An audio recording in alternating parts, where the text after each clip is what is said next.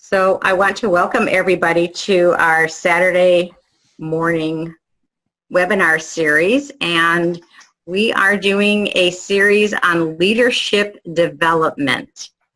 And it is based on the book of John Maxwell and the 21 Irrefutable Laws of Leadership. And my name is Judy Feldhausen, and I would like to welcome my co-host today, Tammy Hester. Hello, everybody.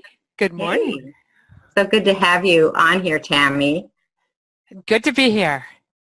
And what's really neat about this book is that Tammy and I are in a group that actually has brought this book to life. On our 21-day challenge calls, we've been going through this book for, gosh, how long, Tammy? Oh, it's been at least a month and a half. Yeah, I think it's even longer than that because I think we're like on chapter 18. Oh, time really does fly, doesn't it?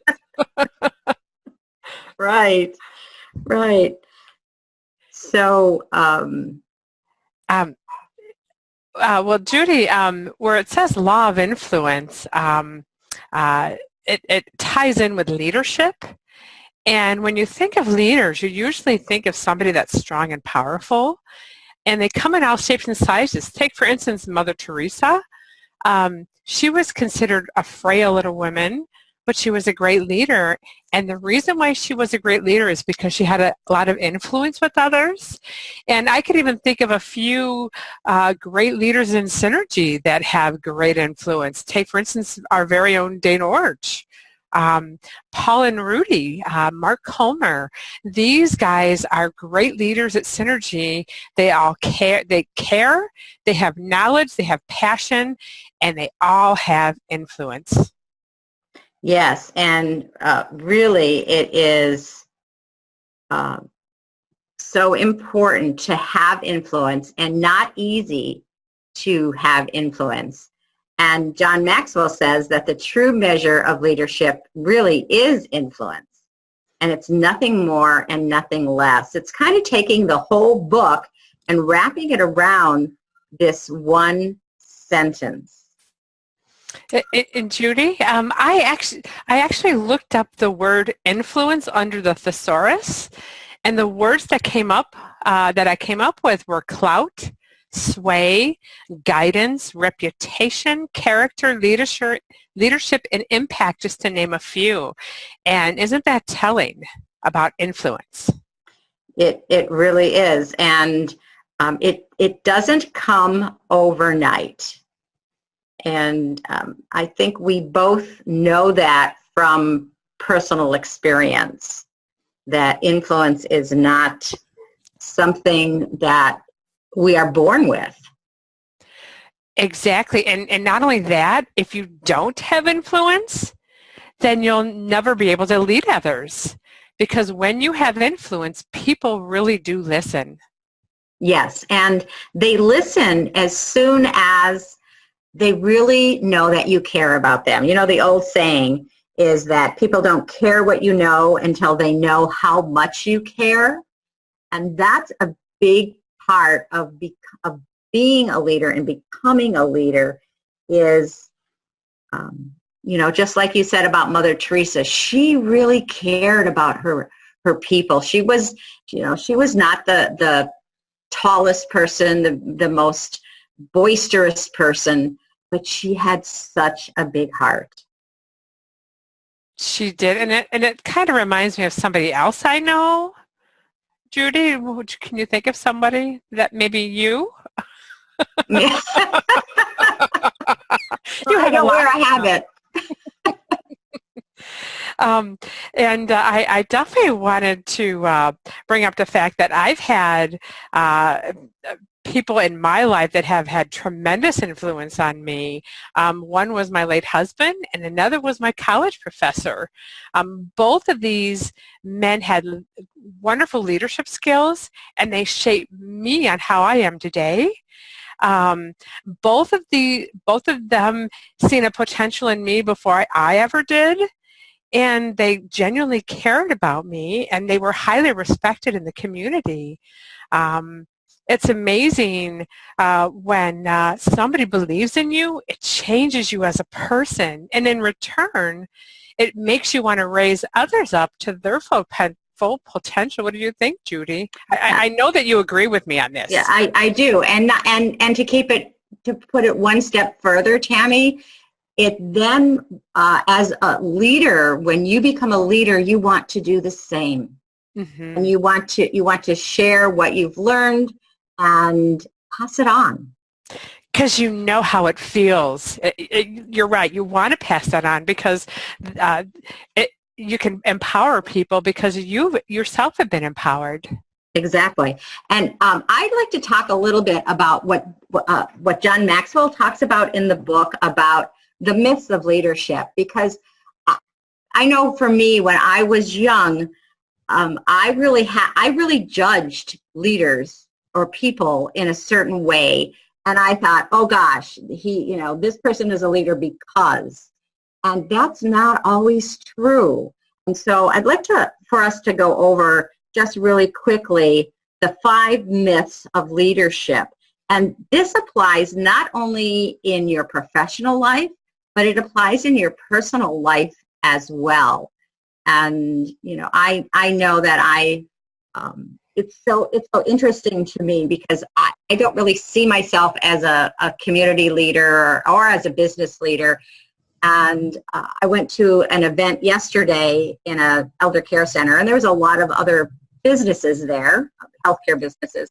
And several people came up to me and said, I know you, I know your face. Where have we met? Or, I know you're really involved in business. And to me, that was just so strange because these are people that I had never seen before, had never met. And, I forget that Facebook is public. And because I am a community volunteer, I get my picture a lot in newsletters and things because of, stuff I volunteered for, not things I've been a leader for. And that's one of the reasons I really think we should talk about these myths of leadership, because just because you have your picture in the paper or these other things that we're going to talk about, it doesn't make us leaders. And so the first myth is the management myth. And Tammy, I know you really have a heart for this myth and what management versus leaders really means to you. Would you like to share that? Exactly. People that have the day jobs, if you will, where they deal with management, just because you're a manager doesn't mean that you're a leader. Because management only focuses on maintaining the systems and the processes, whereas a leader actually influences people and they get them to do the things, and they do it. They want to do it because they have loyalty towards these leaders. And I personally worked with a leader. And they caused me to soar within the company. But then I also worked for a manager who actually happened to be a micromanager, and boy, did she drive me nuts. It's amazing how one will build you up and the other will cause you to disengage. That is so true. And I like to think of managers and leaders kind of in 2 different pools, so to speak. And to me, the manager wants you to get the job done, and the leader helps you share the mission.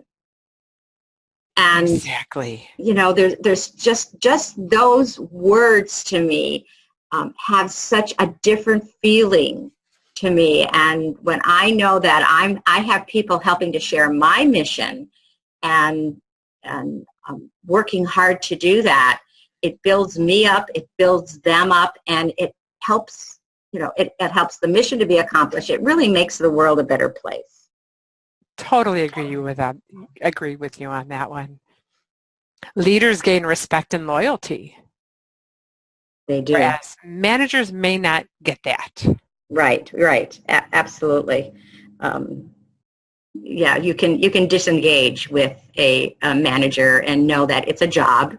You know, it's that job, just over broke. And I think most of us on this webinar today have had those positions in companies. Some people has never had to work for someone else, that they've been entrepreneurs all their life. But those of us who have had those jobs know that there's such a difference, and working for someone that is managing your time, manages your emotions also. Exactly. As far as entrepreneurs, entrepreneurs are skilled at seeking opportunities and going after them, and they can also identify the needs on how to meet them. However, not all of them have the people skills to be a leader. That's true. So true. There's so many people that I've talked to that said, I want to have my own business. And when you talk to them about why they want to have their own business, it's because they don't want to work for anybody else. So that is not a skill, so to speak. It is a desire, but there has to be a whole lot behind that desire. And maybe not initially, but eventually you want to have more than just the desire to be an entrepreneur.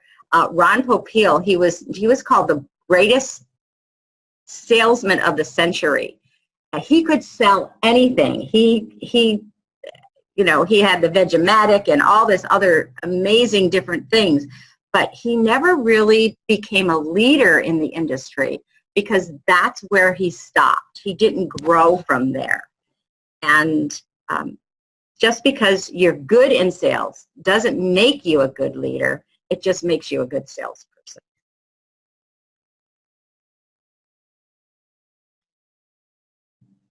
Now we have the knowledge myth. Judy, you could be a brilliant scientist, but you may not have the ability to lead. And you don't need to know everything to be a leader. And knowing everything doesn't make you a leader. But sometimes you need somebody that inspires you. And leaders definitely inspire people to do well above and beyond their abilities. Right. So, this actually, the knowledge myth reminds me of several fellow distributors I had in another business, that they knew so much. They knew the compensation plan inside out. They bought every self-help book on the shelf. Anytime something new came out, they had that book. They read that book. They had all the knowledge. And still, they never grew in their company. So you're right. Having the knowledge doesn't necessarily create a great leader. However, a great leader does have knowledge. Exactly. Next, we have the pioneer myth. I really like this one. Exactly. Judy, just because you're first at anything, it doesn't make you a leader. So trendsetters are really not leaders at all.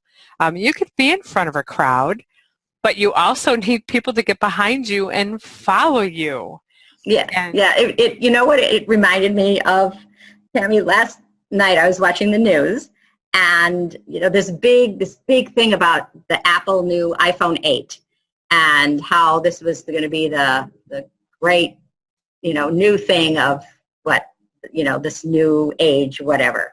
And in the past, there's people that have been lining up to get the phones.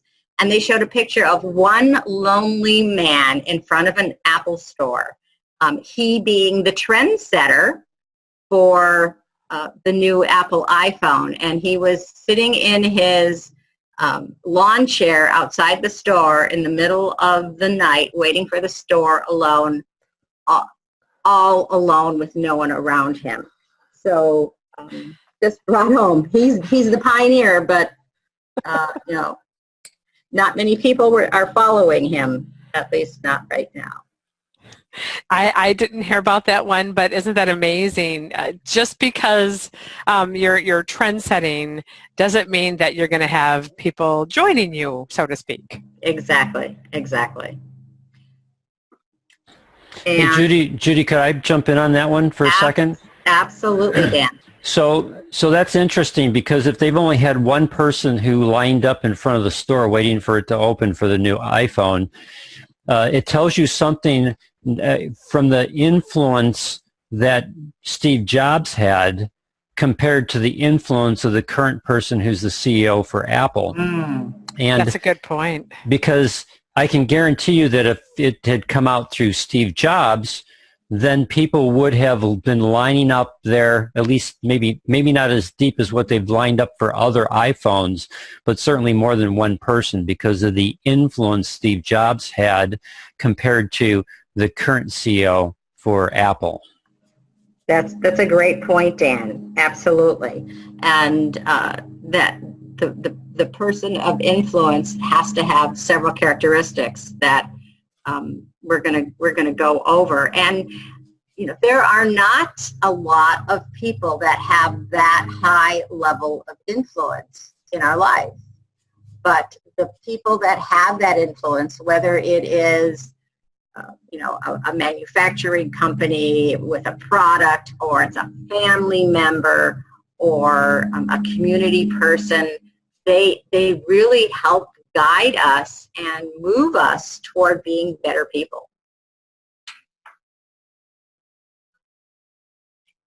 Let's talk about the last myth, and that is the position myth. Yeah, Judy, I found out long ago that it's not the position that makes the leader, it's the leader that makes the position. So true, and I've had I had mentioned the experiences prior.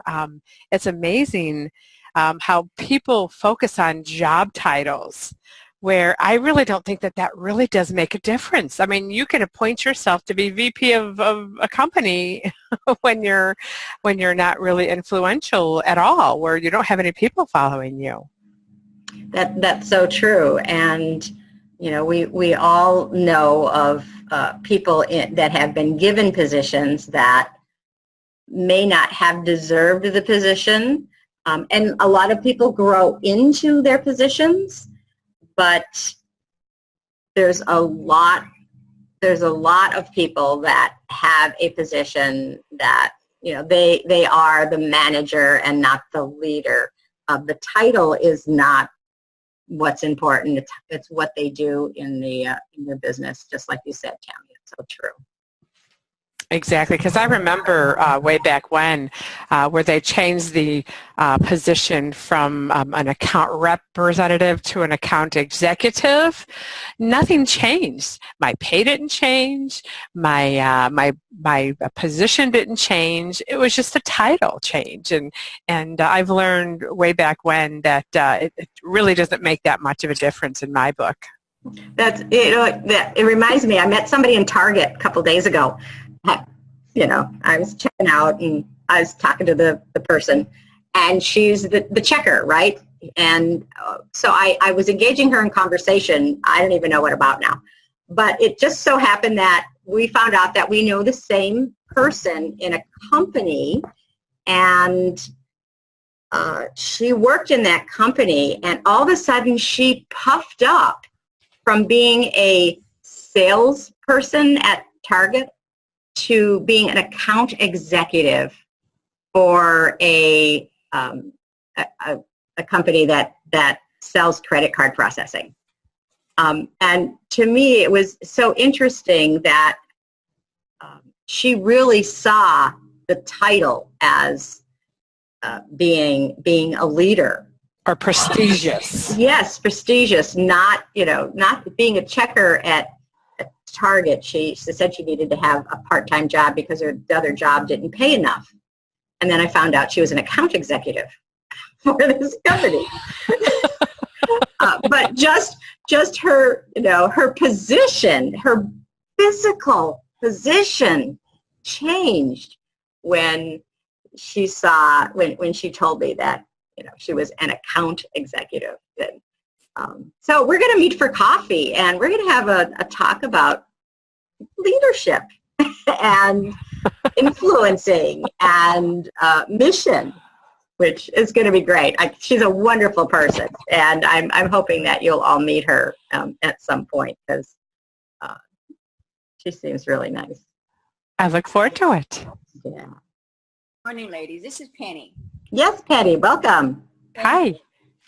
I'd like to make a comment on this. Probably 30 years ago, I was an admin at different companies, and I got hired by a gentleman who needed me to set up his office and everything, and so he gave me the title. Now, I'm still just a secretary, admin, whatever you want to call me, but I did all the paperwork and managed the office, and I was the Girl Friday.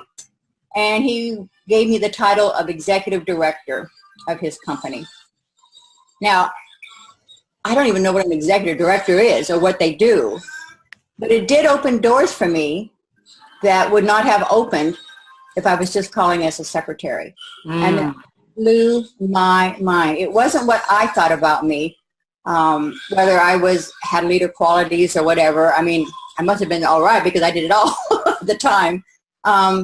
But it's amazing on how other people react to different titles.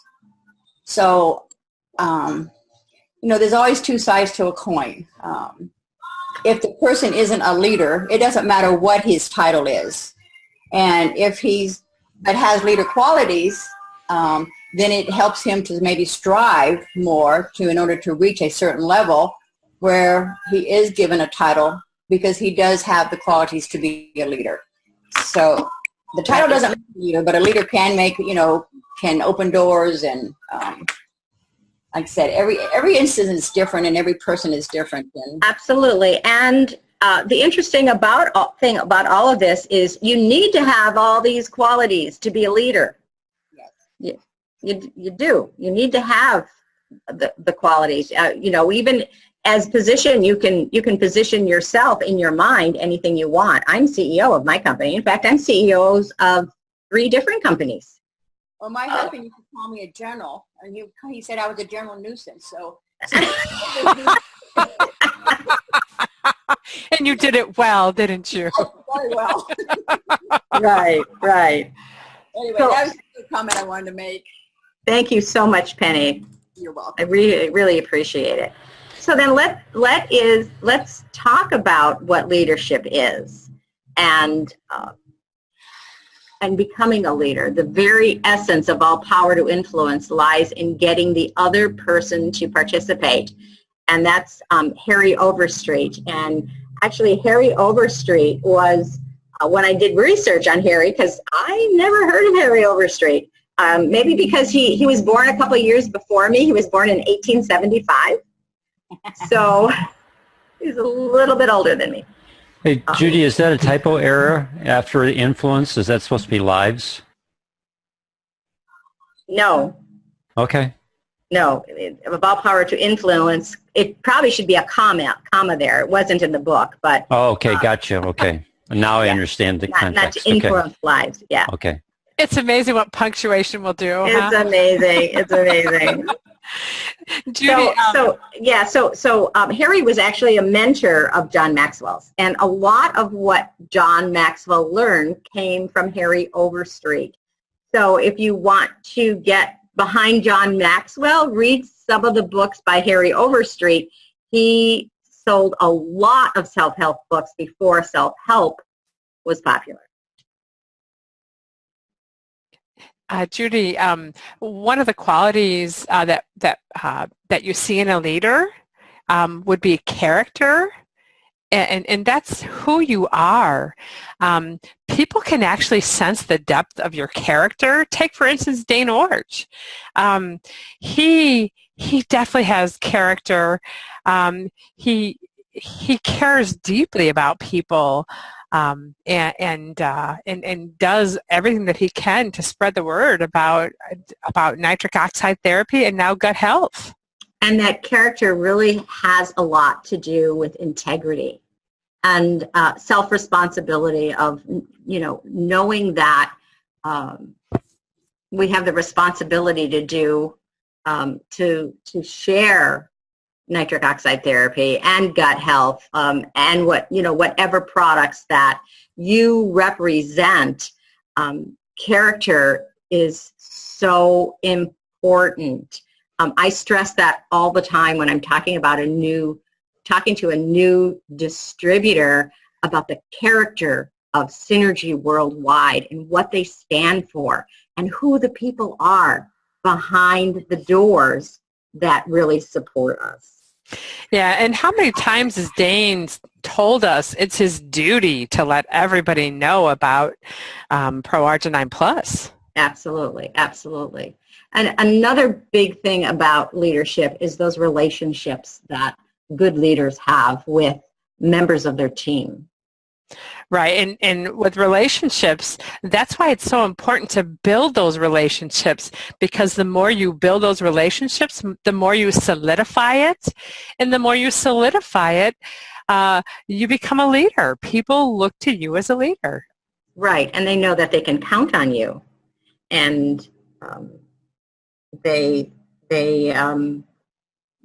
do count on you and ask favors, and you give favors. It's not one-sided, those relationships.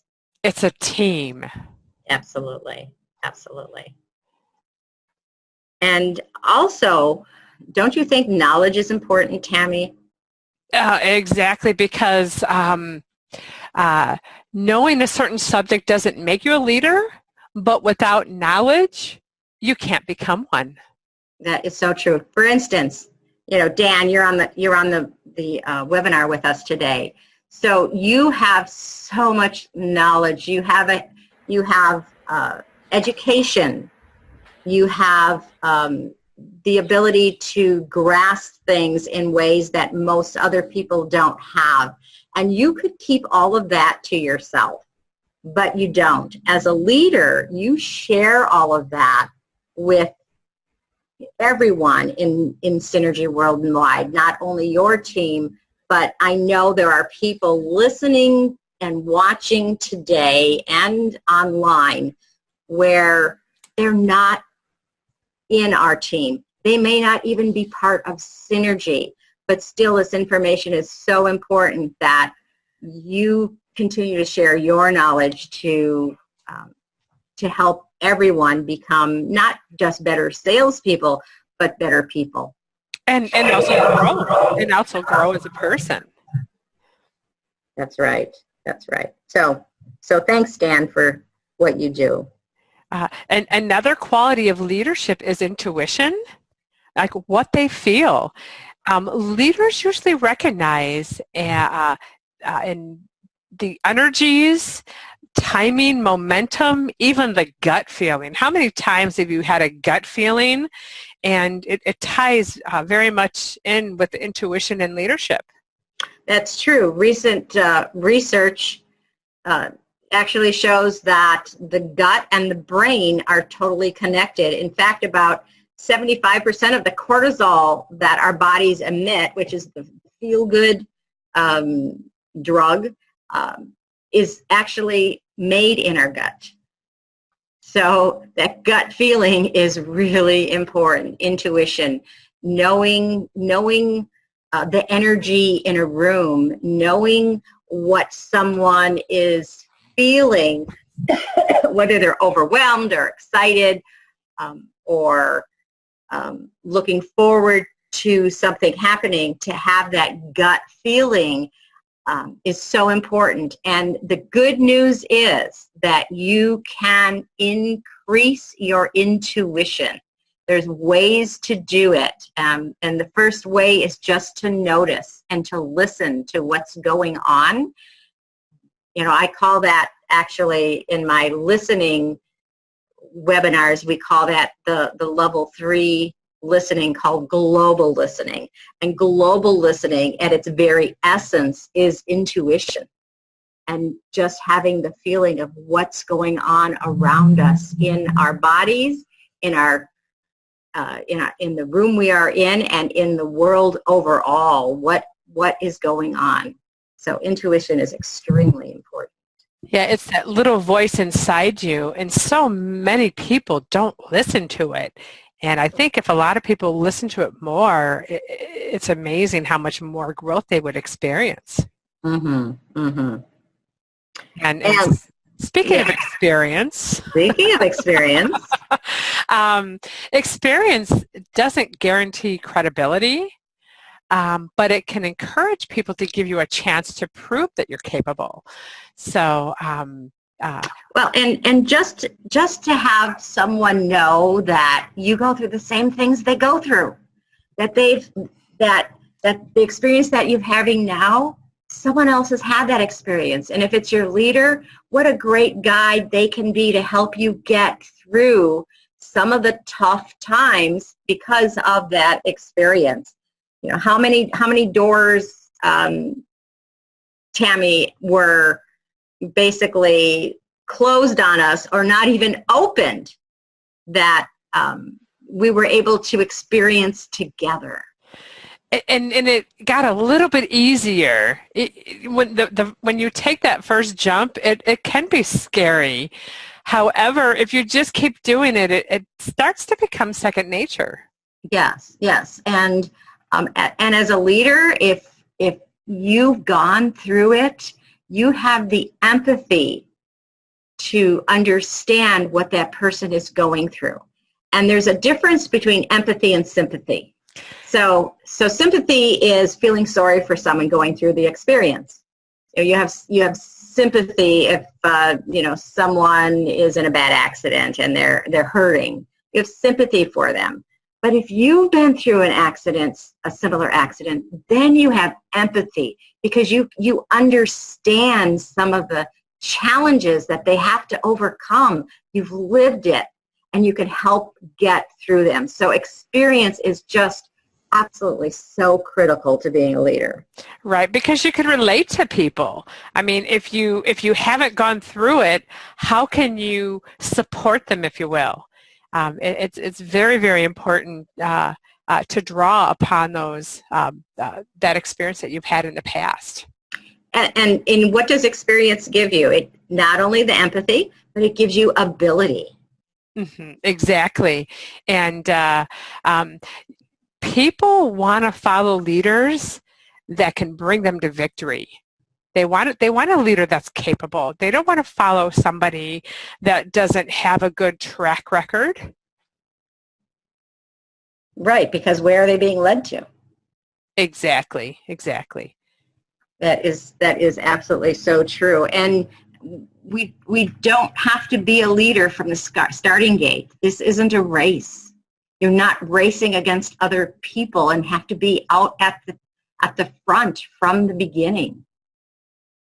Exactly. We all grow at our own speed. And I also want to talk about the past success. Every time you extend yourself or when you take a risk and you succeed, followers have another reason to trust your leadership.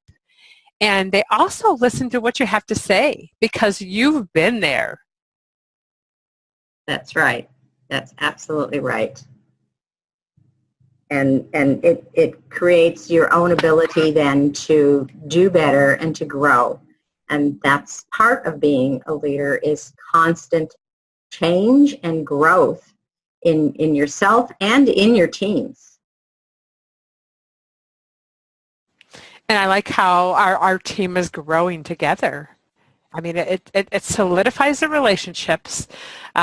We draw on one another, and it's just amazing how much teamwork that we have. Yeah, it's so cool because I was in another network marketing company, and when you left the company, you were kind of you no longer existed. So people didn't talk to you. You were you were ostracized, that you lost the dream, you lost the mission, you're no longer a good person because you're not in this network marketing company anymore. And for years I felt almost guilt because I left them in the lurch. And the opposite for me is my team now. And so, I'm going to tell you like it is, everybody doesn't stay with Synergy. It doesn't happen. People leave for whatever reason. But those people are still in my life, and they're still important. And it's interesting. I got a call from somebody the other day that said, you know what, I miss the team. I miss being with everybody. How do I get back into Synergy? And I thought, wow, what a compliment to what we have created here and where we're going as a team, that we can have those relationships that live on after Synergy. Yeah, and those are bona fide relationships. Those were deep, and it's amazing when you connect with people. You will connect with them forever. I mean, even my Synergy team, they're family to me. Right. Exactly. So, do we have any questions or comments about what we've shared so far from anybody on the live webinar today? I've got one comment, Judy. In looking at the slide that you have with the people trying to stop the water pipe from spraying everyone, it reminds me when your discussions with regards to leadership that if a leader is not willing to participate with the people that he's leading, then many times if he calls in the future for them to do something, he'll have less effect as time goes on. I guess what I'm trying to say is the more that a leader participates with those that are following, the more that those people will continue to follow him and attract other people to want to join that mission. And the more that the leader isolates himself from that process, the less people he's going to have leading, or the less people who will follow him, because he'll have less influence. Does that make sense? That is absolutely so true, Dan. And I'd like to comment something about what I used to do as a leader. And I kind of did the opposite, that I took on all the heavy lifting. So I would be the person at the pipe with my hand on the water coming out, the other hand on another hole, my foot somewhere, and maybe my torso against the pipe. And I always wanted to be the strongest, the best, the one that got stuff done, because I was the leader. And being able to have all the hands on the pipe, so to speak, not only lifted my load, but it helped to encourage and create more leaders.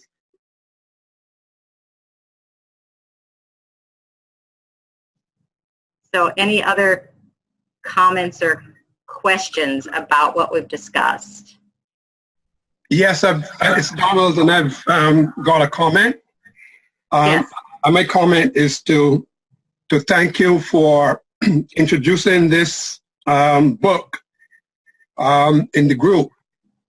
It kind of takes me back to, my early days in business and all that. And I'm glad that I rated in today's discussion, because although I can agree absolutely with you all that Dan Ort is such a great leader.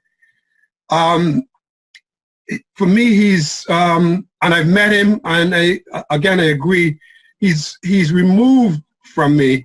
So therefore, I don't have the kind of interaction with him that I've got with Dan.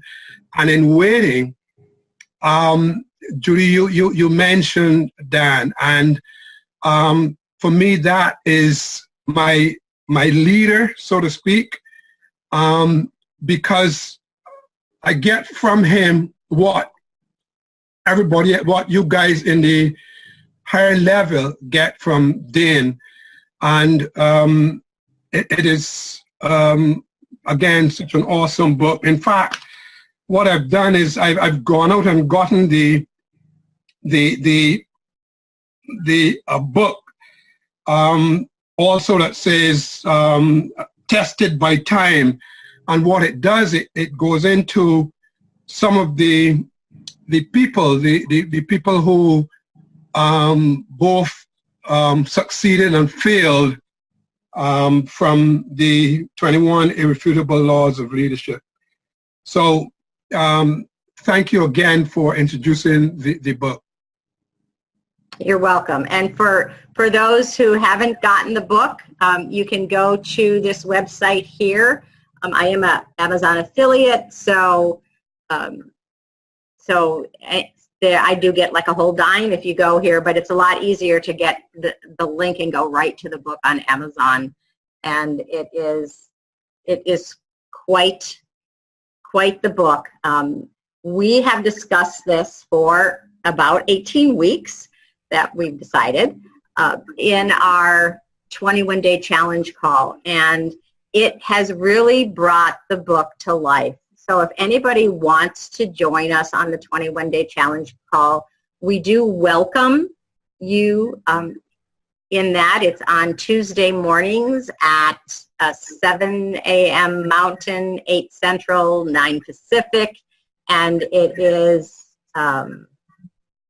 the same number that we Global Makeover call is on. It's a different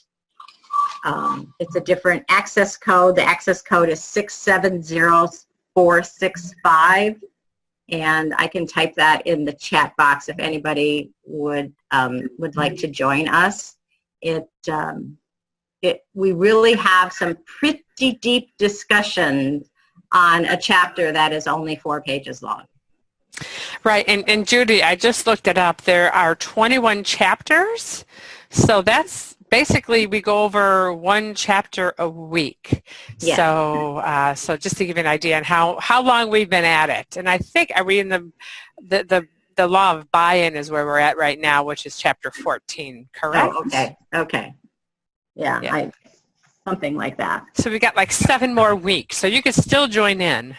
Yeah, you can still join in. And we'll be doing these lessons on a monthly basis, so it's going to take us almost 2 years to go through this book. But believe me, it is worth it. It is really worth it. So that is our webinar for today. If you have any last-minute questions, you can put it in the chat box. You're more than welcome to just pop in and ask any questions you have before we say goodbye today. Judy, would you repeat the time? You did say Tuesdays. What time again? It's 7 Mountain, 8 Central, 9 Eastern. Okay, 9 Eastern. That's for me. That's you, yeah. And the phone number. I mean, I'm sure I've got it here, but if you can repeat it for me. Sure. I have it. That would be 641-715-3670, and then you'll want to press the numbers 670465. Thank you. You're welcome. So I didn't get that number, but I will. It's 641-715-3670. There, I put it on the screen.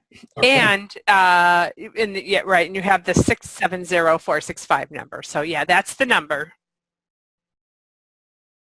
Right, and it is a 1/2 hour call. We start promptly on time, and we end pretty close to on time. Sometimes it's a minute or two before we say goodbye, but we're pretty good at keeping to our schedule. Thank you. You're welcome. Any other questions? Well, Judy, thank you so much for inviting me today. Well, it's been a pleasure, Tammy. As always, I love working with you, and you know that. We hopefully we'll be able to see each other before January. Tammy and I are getting together in January for an event, and we'll be with each other for a week, so you know we must be friends. Exactly. And she was, Judy was supposed to fly in right when the hurricane was going to take place. Actually, it was after the hurricane, and we were out of power, and she wasn't able to make it. So they rescheduled the meeting to January. So Right. So we'll see you then, and we'll be talking to all of you soon again. And if you have any questions, our contact information is right here on the screen. Please go ahead and contact us for any questions about leadership.